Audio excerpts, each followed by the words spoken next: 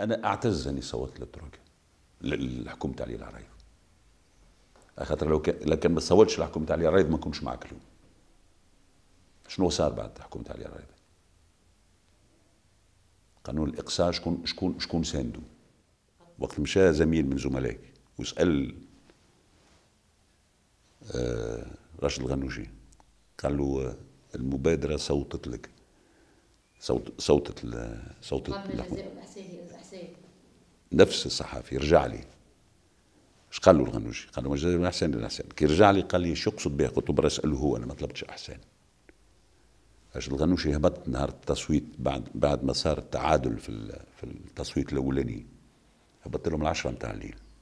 قال لهم اذا كانكم مش تصوتوا على قانون مش في بالكم مشروع قانون عادي، راكم غلطين، مش تصوتوا على مستقبلكم.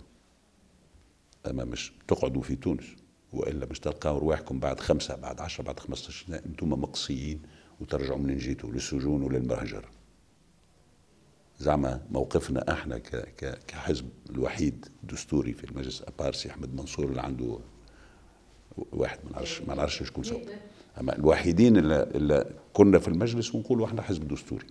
قضيه تونس ما قالهاش صحيح، خذا وعاش، لانه حتى اللي طلعوا ما طلعوش كات ساتره، طلعوا سيدور نوتي تيكات ومن بعد ولاو مشاو مع نداء تونس. اما المجموعه الوحيده الصغيره هي نتاع المبادره.